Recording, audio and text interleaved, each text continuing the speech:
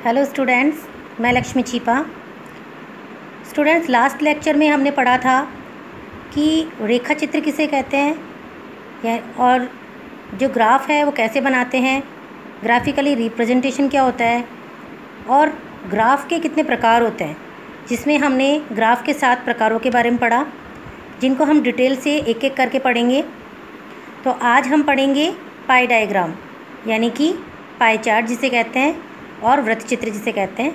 तो हम शुरू करते हैं। जब सूचना या प्राप्तांक प्रतिशत में दिए हुए होते हैं, तब हम उन प्रतिशत अंकों को प्रदर्शित करने के लिए वृत्त चित्र बनाते हैं। स्टूडेंट्स, जब हमारे पास में जो डेटा है, जो भी हम डेटा कलेक्ट करते हैं, वो हमारे पास में परसेंटेज में है, तो उन्हें हम प्रदर्शित करने का एक जो तरीका है वो होता है वृत्त चित्र, पाई डायग्राम। अब चूँकि यह चित्र जो है वृत्ताकार होता है, इसलिए इसे वृत्त चित्र कहते हैं। हम जानते हैं कि जो पाई डायग्राम हम बनाते हैं वो एक सर्किल में बनता है, एक वृत्त में बनता है, तो इसकी आकृति वृत्ताकार होती है, इसलिए इसे वृत्त चित्र कहते हैं। एक वृत्त में कुल 360 अंश या डिग्री होते हैं। यदि इन 360 डिग्री को 100% के बराबर मान लें तो सरलता से वृत्त चित्र के द्वारा प्रतिशत अंकों को दिखाया जा सकता है। स्टूडेंट्स, हम जानते हैं कि जो डेटा है जो हमें प्रतिशत में प्राप्त हुआ है, जो सूचनाएं हमें प्रतिशत में प्राप्त हुई है, यदि हमें उन सूचनाओं को लेकर के पाई डायग्राम का निर्माण करना है तो हमें सबसे पहले उन आंकड़ों को प्रतिशत से डिग्री में चेंज करना होगा। और ये करने के लिए हम जानते हैं कि एक वृत्त के अंदर 360 डिग्री होती है, तो हमें 100% को 360 डिग्री के इक्वल रखना होगा। और ऐसा करके हम जो हमारे पास सूचनाएं हैं, उन सभी सूचनाओं को प्रतिशत से डिग्री में चेंज कर लेंगे। और डिग्री में चेंज करने के पश्चात हम डी की सहायता से या प्रेडिक्टर की सहायता से हम उसका पाई डायग्राम बना सकते हैं।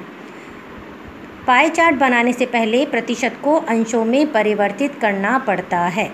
ठीक है, जो हमें सूचनाएं मिली है जो कि परसेंटेज में हैं, उन्हें अंशों यानी कि डिग्री में हमें चेंज करना होता है। अब इसे समझने के लिए हम एक एग्जाम्पल लेते हैं।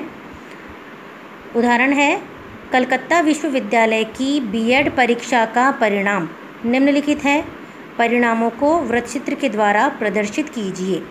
यहाँ पर हमें दिया गया है कलकत्ता विश्वविद्यालय के जो बीएड के स्टूडेंट्स हैं उनका रिजल्ट बताया गया है, जिसमें प्रथम श्रेणी से उत्तीर्ण जो विद्यार्थी हैं वो है 20%, द्वितीय श्रेणी से उत्तीर्ण विद्यार्थी हैं 40%, तृतीय श्रेणी से उत्तीर्ण जो विद्यार्थी हैं वो है 30%, तथा जो स्टूडेंट्स फेल हो गए हैं वो हैं 10%।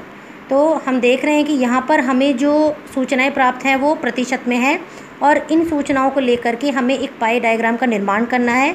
तो हमें सबसे पहले इन प्रतिशत को डिग्री में चेंज करना होगा, जिसके लिए मैंने आपको बताया था कि 100% को 360 डिग्री के इक्वल रखना है। तो हम देखते हैं कि अब हम इन सभी को एक एक करके प्रतिशत को डिग्री में चेंज करते हैं।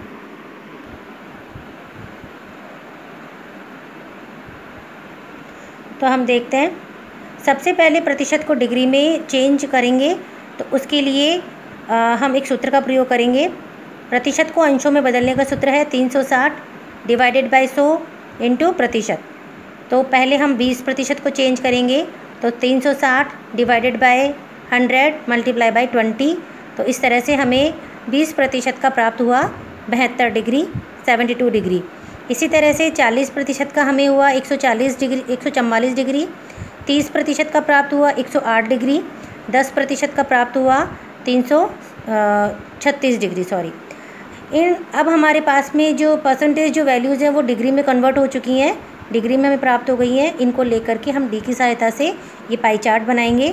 पाई चार्ट को हम देखेंगे सर्किल में है, और इसमें दिखाई दे रहा है कि जो 20% जो विद्यार्थी प्रथम श्रेणी से प्राप्त हुए थे वो है 72 डिग्री, 10% जो विद्यार्थी फेल हुए थे वो है 36 डिग्री, और 30% जो विद्यार्थी थर्ड जो है डिवीज़न पास हुए थे 108 डिग्री में बनाया है, और 144 जो डिग्री है वो है द्वितीय श्रेणी के स्टूडेंट्स की। ठीक है, तो इस तरह से हम एक पाई डायग्राम का जो है निर्माण कर सकते हैं। तो आशा है स्टूडेंट्स आपको इससे पाई डायग्राम बनाने की हेल्प मिलेगी। नेक्स्ट वीडियो में हम पढ़ेंगे हिस्टोग्राम, ठीक है, स्तंभाकृति। ठीक है, थैंक यू।